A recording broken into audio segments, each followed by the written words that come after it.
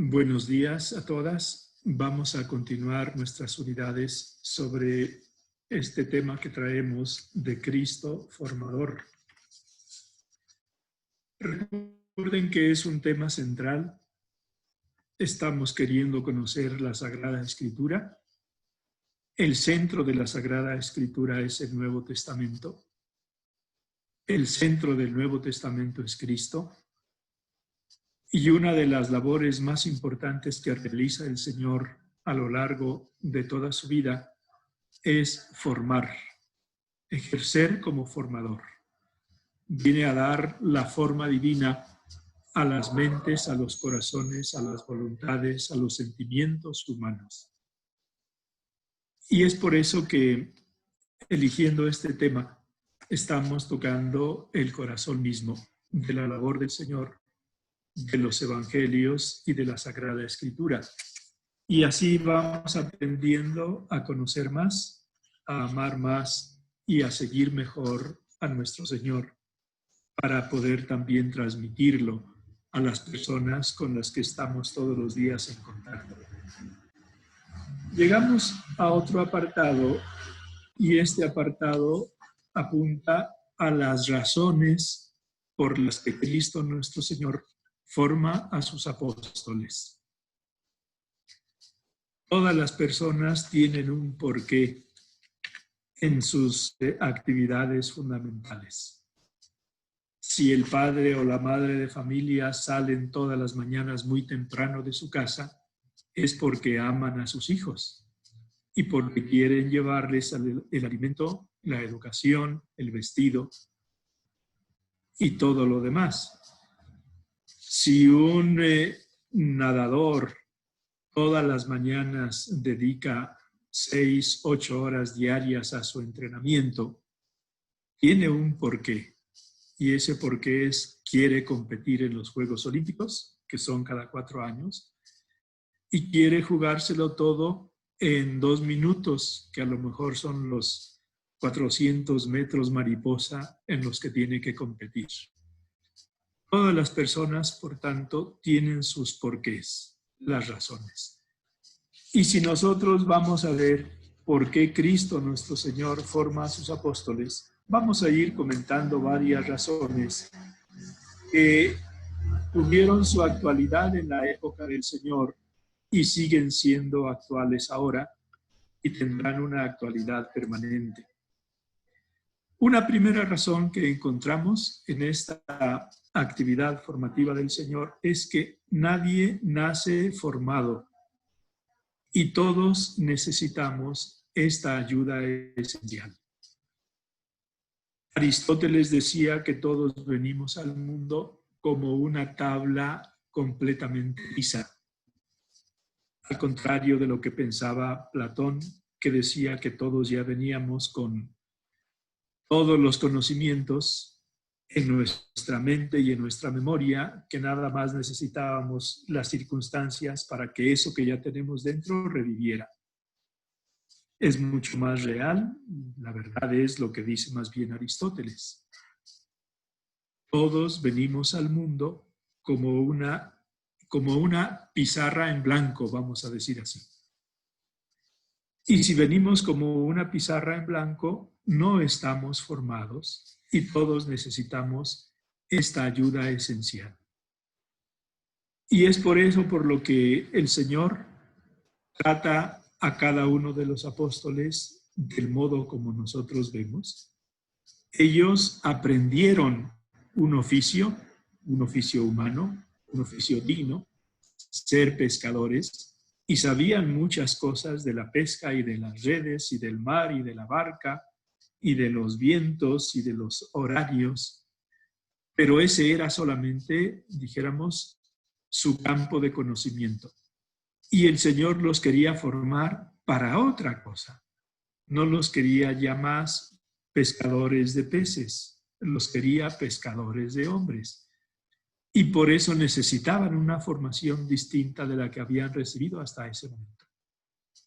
Mateo, que era recaudador de impuestos, había aprendido matemáticas y había aprendido estadísticas y había aprendido cómo organizar este trabajo suyo de recaudador de impuestos y seguramente le iba bien, pero lo que el Señor quería de él era ya otra cosa, otra vocación. Y precisamente también por ello se dedica a escuchar al Señor porque necesita una nueva formación. Y todos necesitamos esa ayuda esencial.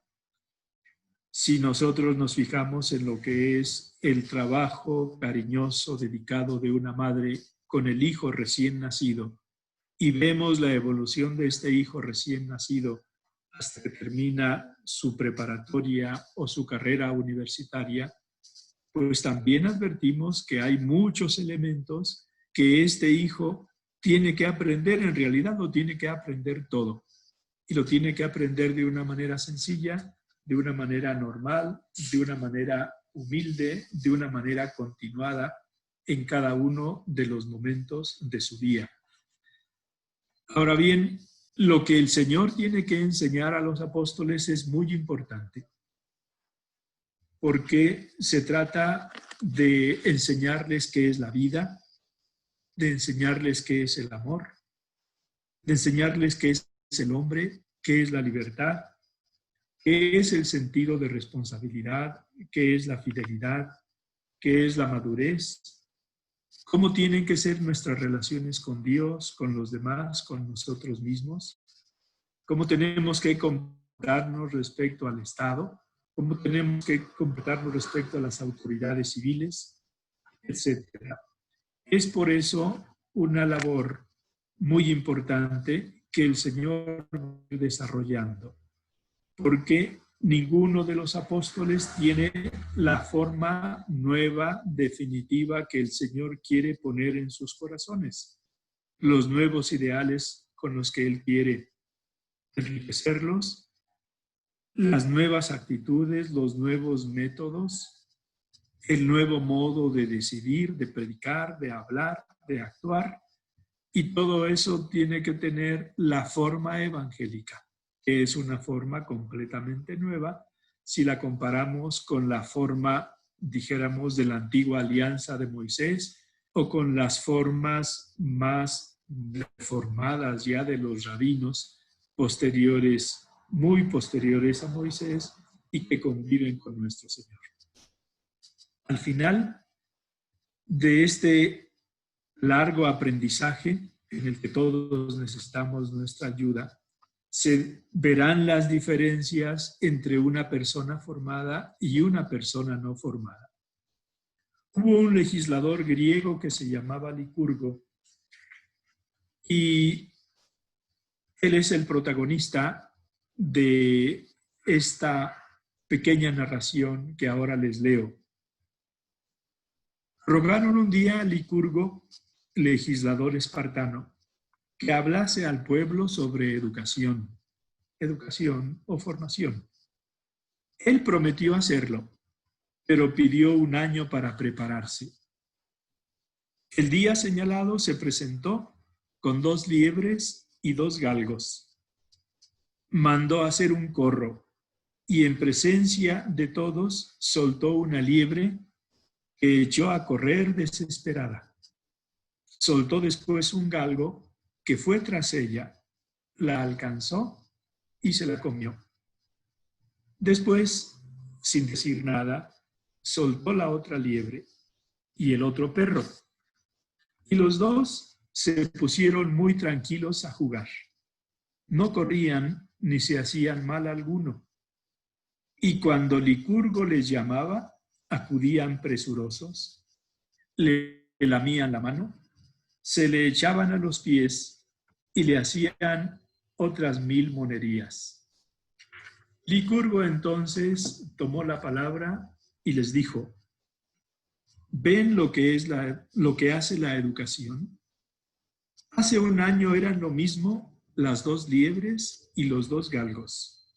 Yo eduqué a un perro y a una liebre y ustedes han visto los resultados. Eso mismo pasa con los hombres. Vean, por tanto, cómo todos necesitamos educación, porque ninguno de nosotros nace formado Y esta educación, esta formación es algo que tienen que transmitir los formadores o las formadoras a las personas que tienen bajo su responsabilidad. Si nosotros queremos hacer una aplicación espiritual, comparemos nuestro presente con nuestro pasado de hace 5 años, de hace 10 años, o vayamos mucho más atrás. Iremos viendo grandes diferencias entre lo que hoy somos y lo que fuimos en el inicio de nuestra formación o en el inicio mismo de nuestra vida. ¿Y cuál ha sido la diferencia? Pues la diferencia son todos esos elementos formativos que nosotros hemos ido recibiendo en nuestra propia casa, de nuestra mamá, de nuestro papá, de nuestros hermanos mayores, quizás incluso de nuestros hermanos menores. Todos esos elementos formativos que hemos ido recibiendo en el colegio, todos esos elementos formativos que hemos ido recibiendo en los ambientes en los que nos hemos movido. Y el resultado somos nosotros actualmente. Y aquí hay que decir que todo momento formativo es muy importante. Aunque nosotros no advirtamos en ese momento la trascendencia de lo que está ocurriendo. Y por eso, respecto a la labor formativa que nosotros tengamos que realizar con las personas bajo nuestro cuidado, estemos atentos, porque les forman nuestros gestos y nuestros silencios y nuestras palabras y nuestras actitudes y sobre todo nuestros testimonios. Esa fue la forma en la que Cristo nuestro Señor educó a sus apóstoles y es la forma en la que nosotros también debemos educar a los demás. Sabiendo además que formando a los demás también nos formamos nosotros mismos. Es lo que ocurrió en la vida de los apóstoles, es lo que ocurrió en la vida de los santos. Hay una segunda razón por la que Cristo nuestro Señor forma a sus apóstoles, y es esta. La vida es un camino con encrucijadas. Es una comparación sencilla, pero es una comparación muy real. Si la vida es un camino, este camino tiene un punto de partida y tiene también una meta. El punto de partida es el momento inicial de nuestra existencia o el momento inicial en el que empezamos a tomar más en serio nuestra vida y nuestra formación. Pero en distintos momentos de nuestra vida, ese camino nos presentaba 2 o más posibilidades. Precisamente por eso, nosotros en esos momentos, con mayor o menor conciencia, con mayor o menor lucidez, con mayor o menor madurez, elegimos entre 2 posibilidades una. Y eso es lo que explica lo que nosotros somos en el presente. Vamos al texto evangélico para que advirtamos que esto ocurrió así en algunos momentos en la vida de los apóstoles y en la vida de las multitudes que escucharon al Señor. Cafarnaún es el pueblo o la ciudad que el Señor elige como base de sus operaciones. Y en esa ciudad había una sinagoga, y en esa sinagoga el Señor, después de haber multiplicado los panes y dado de comer a miles de personas, como un antecedente de lo que haría después el pan eucarístico, tiene en la sinagoga de Cafarnaún una predicación precisamente en la que une el milagro de la multiplicación material de panes con el pan eucarístico que es Él. Y viene a decir a los apóstoles y a la multitud que le escucha en la sinagoga que hay que buscar a Jesús no por el pan material que les dio hasta saciarse, sino por el pan espiritual, que es el mismo. y que todos necesitamos para llegar a Dios. Y les dice todavía más: si ustedes no comen mi carne y no beben mi sangre, no tendrán vida en ustedes y no podrán ver la vida eterna. A nosotros nos parece ya muy sencillo porque detrás está la experiencia bimilenaria de la Iglesia, por la que sabemos que en el fondo está hablando de la Eucaristía, y nosotros tenemos ya experiencia de la Eucaristía desde que la tomamos por primera vez e incluso desde antes. Pero si nos ponemos nosotros en la mente de un auditorio racionalista y receloso como es el auditorio de los judíos en esa sinagoga, de inmediato pueden pensar lo que de suyo dice San Juan en alguno de los versículos, en una especie de acto de canibalismo. ¿Cómo puede éste darnos a comer su carne? Y ahí está la bifurcación. La vida de los judíos que escucharon al Señor hasta ese momento les presentaba dos direcciones: o creer en lo que Jesús les decía, aunque no lo entendieran y fuera nuevo, o no creer y abandonarlo. Buena parte de los discípulos desde ese momento lo abandonaron. Los apóstoles se quedaron con el Señor, eligieron quedarse con el Señor, y por eso precisamente le dicen, cuando Jesús, viendo que lo abandonan mucho, pregunta a los apóstoles: ¿también ustedes quieren irse? Les dice precisamente el Señor, le dice San Pedro: Señor, ¿a quién iríamos? Solo tú tienes palabras de vida eterna. Vemos, por tanto, cómo ahí se da una bifurcación en la vida de la turba y de los apóstoles, y que el resultado de la elección de esta bifurcación hace que los discípulos y los apóstoles se adhieran más al Señor porque han elegido el camino correcto en esa bifurcación, o se vayan alejando. Esta misma imagen de la vida como un camino la utiliza Platón en uno de los diálogos más conocidos de él, que se llamaba el Fedón. El protagonista de los mismos es Sócrates. Y dice así el texto: a cada hombre, una vez muerto, lo intenta llevar su propio genio a cierto lugar, donde los que allí han sido reunidos han de someterse a juicio para emprender después la marcha hacia el Hades, en compañía del guía a quien está encomendado el conducir allá a los que llegan de aquí.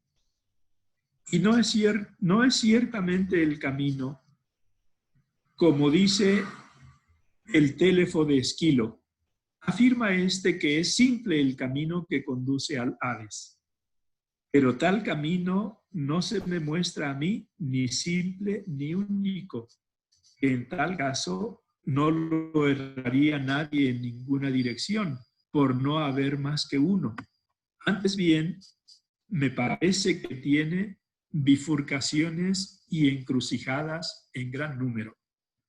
Y esto que decimos de la vida con un ejemplo de la Sagrada Escritura, con este otro ejemplo de un texto clásico griego, hay que decirlo de cada vida humana. Toda nuestra vida está hecha continuamente de elecciones. Y esas elecciones están indicando que hay diversas posibilidades de actuar. Supongamos que decidimos o que pensamos esta tarde salir, bueno, ya no se puede a partir de las 7, ¿verdad? Pero de todas maneras, lo que quiero decir es que cada persona cada familia, cada equipo, cada empresa, cada sociedad, la humanidad entera, tiene ante sí, durante toda la vida, diversas posibilidades y diversas opciones. Y precisamente porque hay diversas posibilidades y diversas opciones, uno necesita precisamente saber qué es lo que está eligiendo.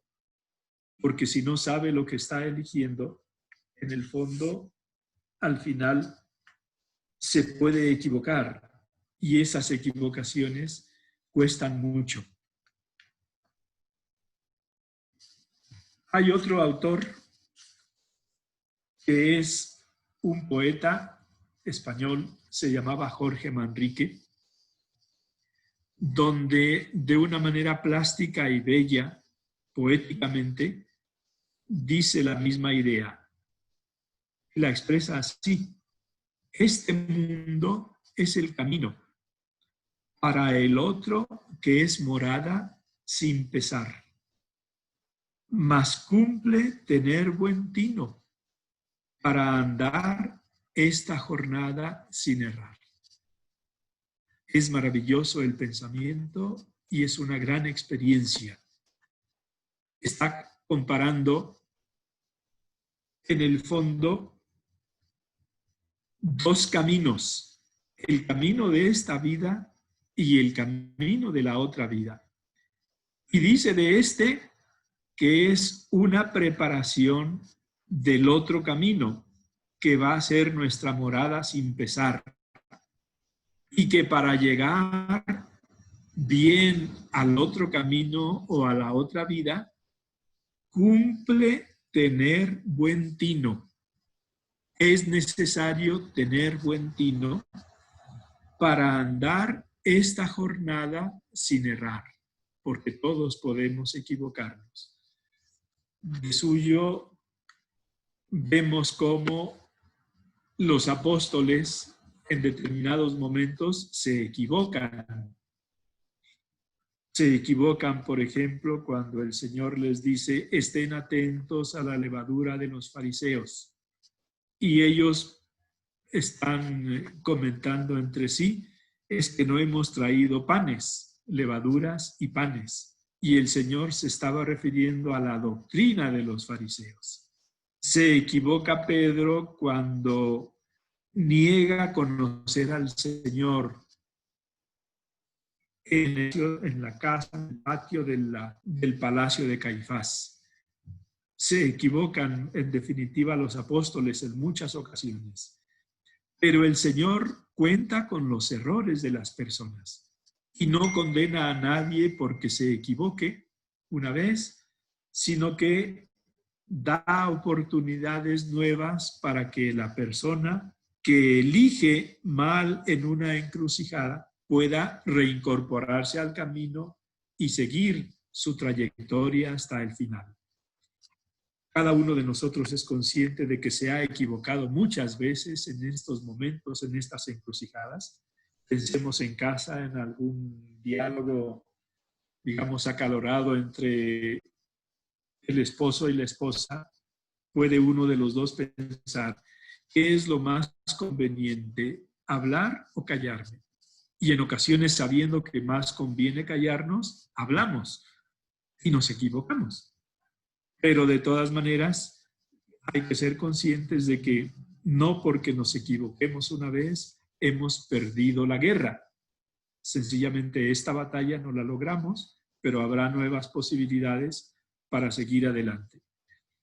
Y esto también tenemos que tenerlo nosotros presentes cuando otras personas en encargadas importantes de sus vidas que dependan de nosotros se equivocan. Recuerden la equivocación del hijo pródigo, exigiendo la parte de herencia que le correspondía, marchándose y conociendo que hizo todo lo que sabemos que hizo. El padre no perdió la esperanza en él. El padre lo recibió, lo abrazó, lo agasajó, lo festejó y lo restituyó en su casa.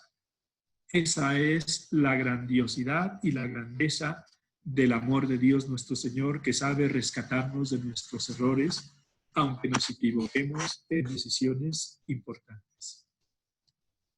Hay una tercera razón por la que los apóstoles necesitan una formación. Y es esta: el mundo es hostil y está lleno de peligros y de criterios equivocados. Recuerden que podemos entender la palabra mundo en dos sentidos. En el primer sentido es el sentido positivo del mundo y el segundo sentido es el sentido negativo. El sentido positivo es el mundo como creación de Dios. Así, todo es bueno porque sale de las manos de Dios. Y tenemos después el mundo como el ambiente creado por los hombres alejados de Dios, que hacen que los pensamientos y las opciones y las decisiones y los métodos de las personas sean métodos y opciones equivocados. El mundo, por tanto, es no un lugar de fácil convivencia y de fácil testimonio de los valores y de las virtudes, valores humanos, virtudes humanas o virtudes cristianas, porque en distintos momentos el ambiente que se vive en el mundo es un ambiente muy alejado de Dios nuestro Señor y del Evangelio. Piensen en el mundo de los negocios, en el que pues se dan en tantas ocasiones tantos sobornos y tanta corrupción. Piensen en el mundo de la política, piensen en todo lo que es, dijéramos, el mundo de las drogas, piensen en las propagandas que hay contra la vida naciente o contra la vida en el final natural de la misma, en el aborto, piensen un poquito en la eutanasia, piensen en los enfermos de COVID que son mayores y a los que fácilmente se les trata sin los debidos cuidados por la dificultad natural, además, ante la enfermedad en este mismo momento, ante esta epidemia. Precisamente porque el mundo es hostil, el Señor oró por los apóstoles en la última cena. No son del mundo, como yo tampoco soy del mundo, de ese mundo alejado de Dios nuestro Señor. Pero tenemos que vivir en este mundo. Y precisamente porque tenemos que vivir en este mundo, tenemos que estar preparados para dar las respuestas necesarias en este mundo. Y por eso mismo, el mundo alejado de Dios piensa de una manera muy distinta respecto a valores humanos, morales y religiosos, sea en la vida personal, sea en la vida familiar, sea en la vida profesional. Y se ve de muchas formas. Se ve en la corrupción del lenguaje, cuando llama libertad a lo que habría que llamar realmente libertinaje. Cuando llama madurez a lo que en realidad es una carencia de escrúpulos. Cuando piensa que todo lo que un gobierno saca como ley, porque lo saca como ley, es bueno moralmente. Por comentarles algo respecto al tema,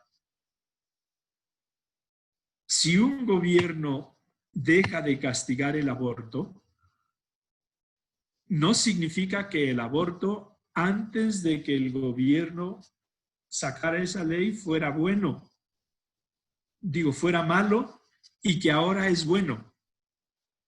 Sino que lo que hace el gobierno es no castigar civilmente a quien aborta.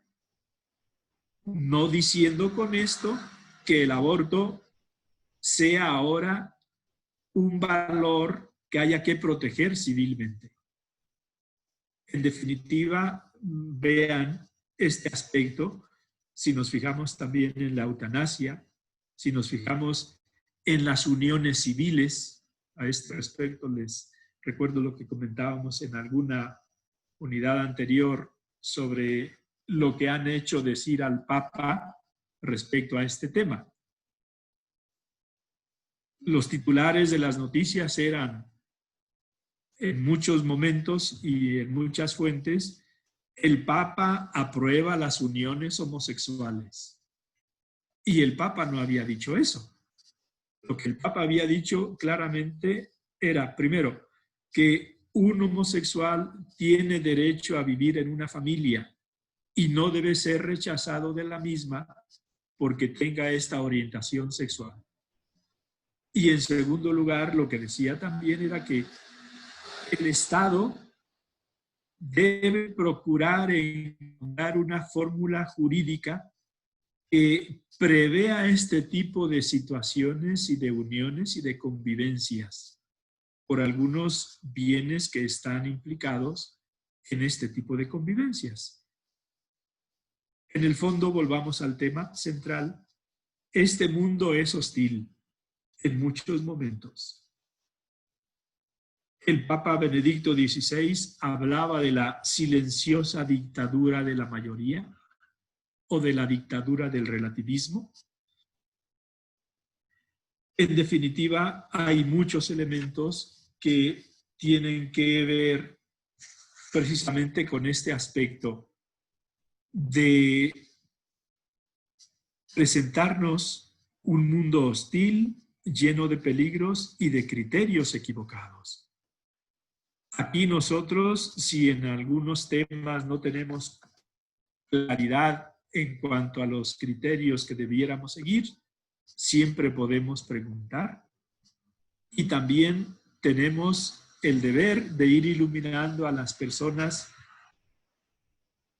cuya educación depende de nosotros de una manera oportuna, respetuosa, clara, sobria, sobre criterios que en algún momento ellos pueden tener equivocados y que necesitan ir corrigiendo poco a poco. Hay otra razón por la que el Señor forma a los apóstoles, y es esta.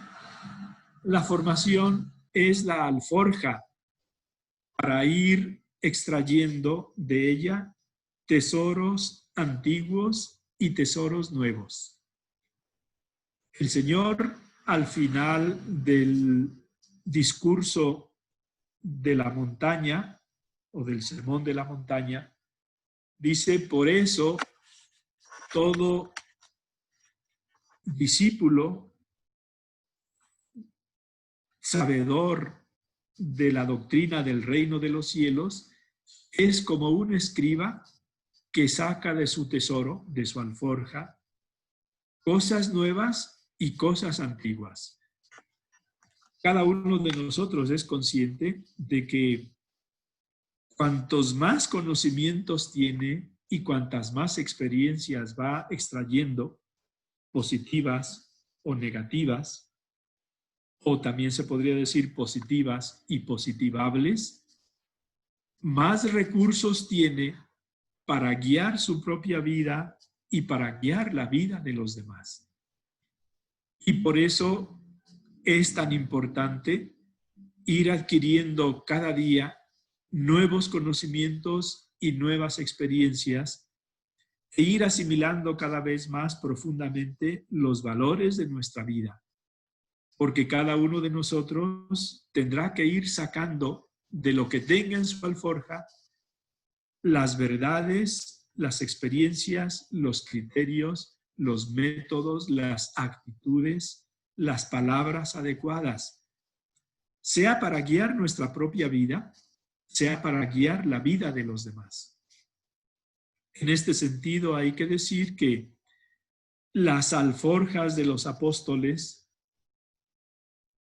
tenían una capacidad y un contenido pequeñito cuando el Señor los llamó, porque lo que sabían era pescar o recaudar impuestos. Pero con toda la doctrina, las experiencias, las predicaciones, los testimonios, las correcciones, las consignas que el Señor les fue dando a lo largo de los 3 años de vida pública, esas alforjas se ensancharon por un lado y se llenaron por otro. Y este ensanchamiento y este enriquecimiento progresivo, pues fue precisamente gracias a las predicaciones del Señor, gracias a los testimonios del Señor, gracias a las parábolas del Señor. De suyo, cada uno de los evangelios que nosotros conservamos, en el fondo son fruto, primero de la predicación del Señor o de los testimonios del Señor, pero en segundo lugar, de que los apóstoles estaban auténticamente abiertos en sus conciencias, en su imaginación, en su memoria, en su voluntad, en sus corazones, a esa nueva doctrina que el Señor les iba predicando. Pensemos en el sermón de la montaña, pensemos en las parábolas del reino, pensemos en las parábolas del juicio final, pensemos en la oración sacerdotal del Señor, en el Evangelio de San Juan. Todo eso, en definitiva, era auténticos tesoros que ellos iban valorando más. Y los fueron valorando de tal manera que no solo iluminaron sus vidas, sino que iluminaron las vidas de los demás. Primero con su predicación y después los que lo hicieron con sus escritos. Porque precisamente fruto de todas estas experiencias directas con el Señor fueron todos los evangelios que nosotros tenemos y todas las cartas que llamamos apostólicas. La formación, por tanto, es una alforja. Nosotros tenemos experiencia, piensen en la educación que hemos ido recibiendo en nuestra casa, en el colegio, en la universidad. Eso ha ido ensanchando nuestros horizontes, eso ha ido ampliando también, dijéramos, nuestros conocimientos y nuestras experiencias. Y eso mismo es lo que nosotros debemos procurar y fomentar en las personas cuya formación está dependiendo de nosotros. Hacerles ver que no hay conocimiento que sea inútil y que, aunque nosotros no sepamos, un determinado conocimiento, un determinado criterio nos puede ser extraordinariamente útil el día de mañana, dentro de 1 año o dentro de 20 años. Nunca sabemos exactamente cuándo y cómo nosotros iremos necesitando todo lo que vamos aprendiendo.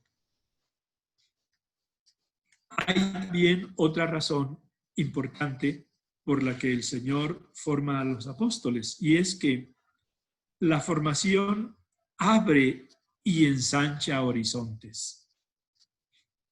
Yo creo que la formación abre horizontes, la cultura abre horizontes, abre en definitiva, y la incultura cierra. Un escritor español que se llamaba Camilo José Cela, fue premio Nobel de Literatura, decía, comparaba la inteligencia con el estómago. Decía que la inteligencia, como el estómago, se ensancha si se alimenta y se estrecha si no se alimenta. Y es en el fondo la misma idea, que la formación abre y ensancha horizontes. Y precisamente por esto es tan importante que cada uno de nosotros, que toda persona, reciba una instrucción amplia, porque la educación nos permite tener más opciones, precisamente porque nos hace conocer más realidades, distintas profesiones, distintas posibilidades, Y en esto tiene que ayudarnos mucho, no solo la instrucción misma, sino también, por ejemplo, un viaje por el interior o un viaje por el extranjero. Ayuda mucho el conocer otras costumbres, el conocer otros idiomas, el conocer otros paisajes, el conocer otras latitudes, porque de esta manera cada uno de nosotros vamos teniendo más experiencias. Fíjense cómo con el paso de los años, todos los conocimientos y las experiencias que vamos teniendo en la vida familiar van abriendo unos horizontes insospechados. En la vida familiar nosotros hemos aprendido, son horizontes nuevos, las vivencias más decisivas de una vida, como son el amor sacrificado y silencioso de una madre, la responsabilidad de nuestro padre. No porque no se pueda dar amor responsable y silencioso en un padre o responsabilidad en una madre, pero en fin, por decirlo de alguna manera, la colaboración en las tareas comunes del hogar, la comprensión y el perdón entre hermanos, la alegría compartida de gozos comunes, y todo eso hace que la persona sea una persona educada.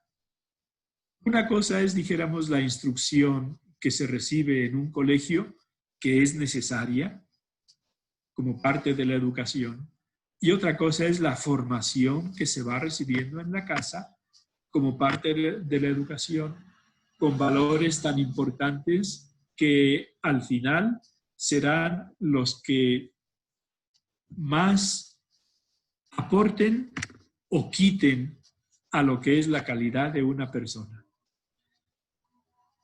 Hay un texto del Papa Juan Pablo I que dice así, para que vean lo que significa lo de abrir y ensanchar horizontes por parte de la formación. Dice, también el Papa ha sido alumno de estos centros, escuela, liceo, universidad, la organización de la educación en Italia. Pero yo pensaba solo en los jóvenes y en la parroquia, cuando se estaba formando para futuro sacerdote.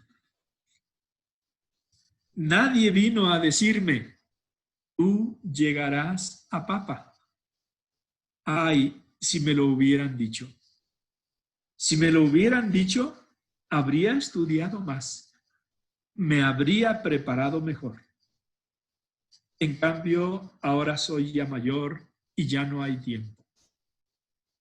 Cada uno de nosotros puede también aplicarse esto, no porque vaya a llegar a ser papa, pero puede llegar a tener algún cargo profesional importante que seguramente brillará mucho más y se realizará bastante mejor si la formación de cada uno de los que están en esos campos fuera una formación mejor. En este sentido, pues comprendamos que muchas personas que viven en la política o en la economía sean personas que se capacitaron para una determinada tarea muy específica, pero que en general no tienen una formación de amplios horizontes. Y esa formación de amplios horizontes se nota en primer lugar porque es una formación abierta al diálogo, que sabe escuchar y escuchando sabe corregir errores personales y sabe incorporar ideas, métodos, sugerencias, proyectos ajenos en bien de las personas a las que sirve, que pueden ser una ciudad, un estado, una nación o el mundo entero.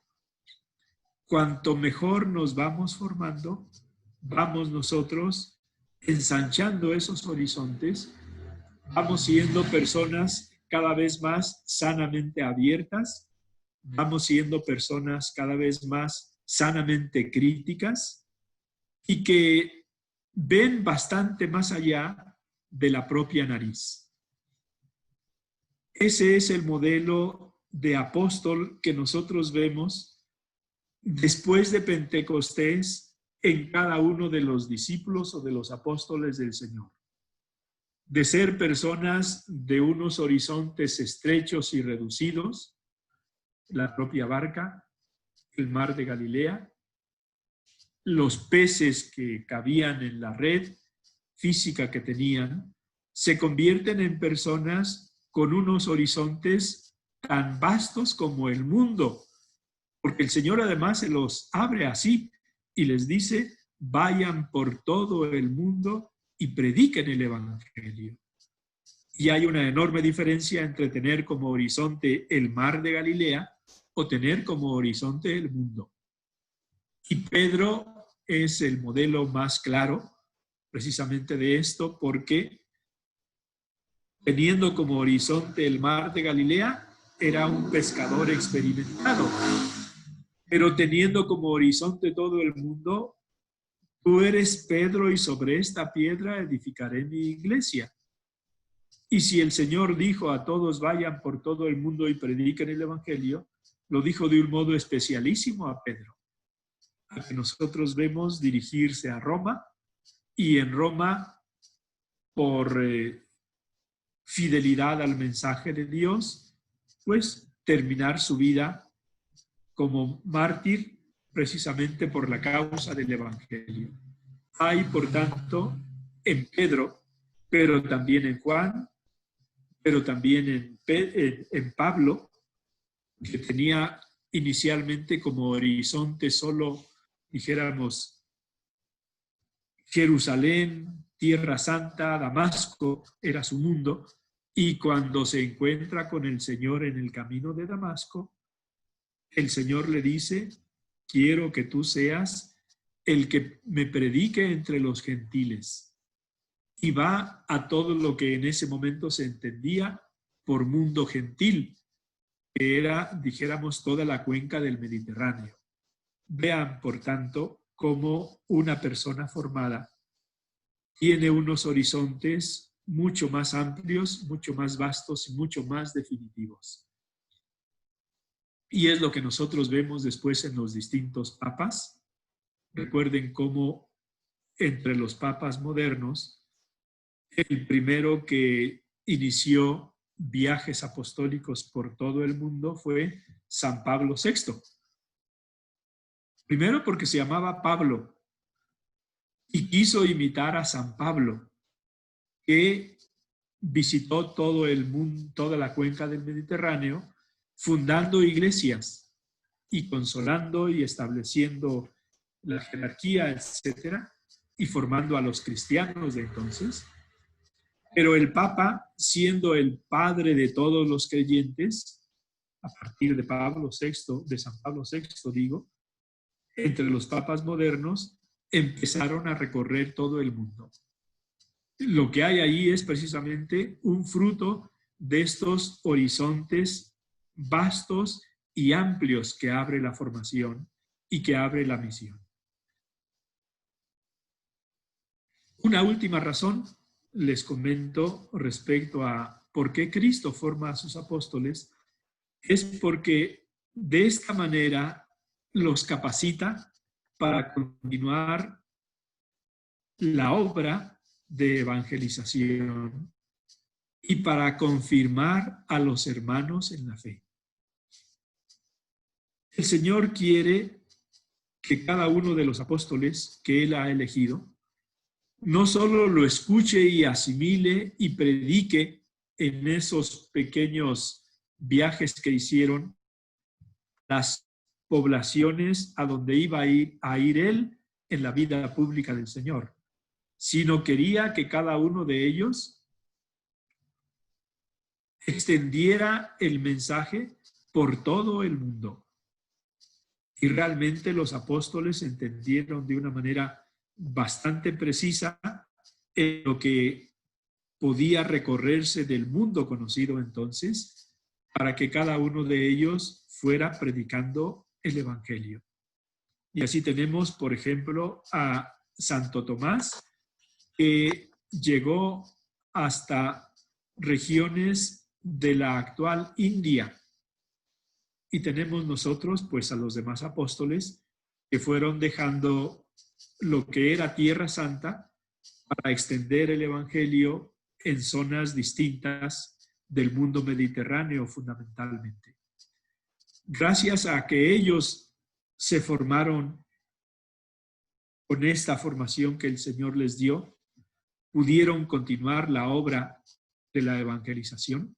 Y gracias a esto, los apóstoles de las otras épocas históricas han ido extendiendo a lo largo del mundo también el mensaje de Cristo.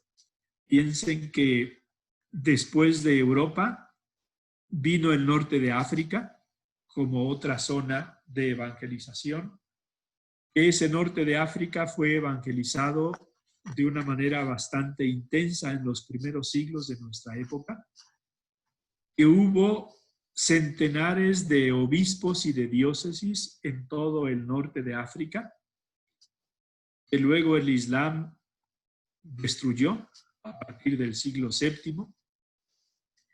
Esa evangelización se extendió después al centro, al norte y al este de Europa en siglos posteriores, que luego vino el descubrimiento de la evangelización del Nuevo Mundo, que luego vino la evangelización más a fondo del África, de Asia y de Oceanía, y que ese ir por todo el mundo y predicar el Evangelio lo entendieron de un modo cada vez más literal los apóstoles, y pudieron hacerlo gracias a la formación que el Señor les dio.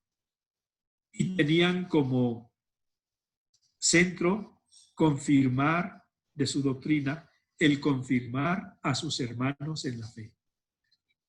Cada uno de nosotros también tiene que seguir capacitándose para continuar la obra del Señor, sabiendo que quienes primero ganamos somos nosotros mismos, porque hacemos una experiencia más completa de lo que es la vida del Señor, de lo que es la doctrina del Señor, de lo que son los ideales evangélicos, de lo que es, en definitiva, la vida en Cristo, y que de esta forma, más con nuestro testimonio, pero también con nuestra palabra oportuna, en ocasiones con nuestra acción, siempre con nuestra oración, podemos ayudar a confirmar a nuestros hermanos en la fe. Lo dejo aquí. Voy a tratar un tema de una pregunta de alguna de ustedes en algún mensaje que me llegó más o menos hace poco tiempo. Ustedes son conscientes de que en la mesa, mientras se come, en ocasiones salen temas religiosos y que no todos piensan de la religión y de los evangelios del mismo modo. Bueno, pues hubo alguna opinión en alguna conversación de sobremesa que decía más o menos lo siguiente: en el evangelio hay mucha mitología y han cambiado mucho las cosas desde entonces. Desde luego la opinión era más matizada, pero en síntesis se podría decir un poquito así. Si uno no está atento, de inmediato puede sacar la espada y decir que no, que en el Evangelio todo es verdad y que lo de los cambios pues es una cosa que se está inventando quien lo está diciendo. Pero lo que convendría hacer sería, en primer lugar, escuchar con serenidad la opinión diversa de la mía. Y no solo con serenidad, sino también y sobre todo con atención. Podemos cometer el error mientras escuchamos una opinión diversa de la nuestra, de en realidad no escucharla ya en todo lo que vaya desarrollando como, digamos, argumentación, sino vamos pensando en lo que tenemos que responderle. Y ya perdemos la capacidad de escucha, la capacidad de atención y la capacidad de retención de todo lo que es el argumento de quien nos está hablando. Tenemos nosotros, por tanto, en primer lugar, que escuchar con serenidad. La verdad de un argumento no depende del volumen de la voz. Por tanto, no tiene más razón el que grita más. Más aún, generalmente, el que más grita tiene menos razón. La fuerza de la verdad es tal que no necesita elevar el tono de voz. Hay que escuchar con atención, hay que hablar con sobriedad y con serenidad. Y hay que decir que nosotros creemos que en el Evangelio conocemos la verdad de la vida de un personaje histórico cuya existencia está mucho más garantizada y mucho mejor testimoniada que la de tantos personajes de la antigüedad o de la historia reciente, como es Cristo.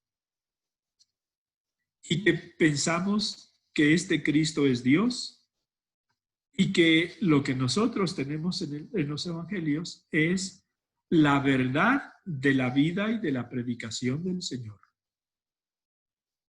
Y que si entendemos por mitología partes del evangelio que no ocurrieron históricamente, sí hay parábolas. Las parábolas no ocurrieron históricamente, pero son ejemplos que tienen verdades salvíficas para nosotros. Y que los cambios a los que pueden aludir quienes piensan que la religión todo va cambiando, no afectan nunca a temas sustanciales, sino afectan, dijéramos, a maneras de comprender y de expresar las verdades perennes que encontramos en el Evangelio. Esto se puede concretar bastante más según las participaciones que pueda haber en la casa y demás. Si hay alguna opinión que no entiendan, no la rechacen porque no la entienden. Digan, no te tengo ahora una respuesta, tenme paciencia y con el tiempo te la respondo. Consulten ustedes y después se puede seguir dialogando. Lo importante es que adviertan quienes les escuchan que no estamos, ¿cómo decir?, perdiendo el piso porque estamos escuchando, aunque fuera la peor de las barbaridades, sobre la fe, sobre Dios, sobre Cristo, sobre la iglesia, sobre los sacerdotes y sobre todos. La madurez de una persona se manifiesta en la escucha serena y atenta y en la respuesta serena y concreta y razonada de distintos argumentos que nosotros conocemos y que podemos responder. Y en el reconocimiento de nuestros límites y en la promesa de nuestro estudio del tema para poder responder mejor. Dicho esto, vamos a concluir aquí. Te damos gracias, Señor, por todos tus beneficios, a ti que vives y reinas por los siglos de los siglos. Amén. Cristo Rey nuestro, venga tu reino. Virgen prudentísima María, Madre de la Iglesia, ruega por nosotros, en el nombre del Padre y del Hijo y del Espíritu Santo. Amén.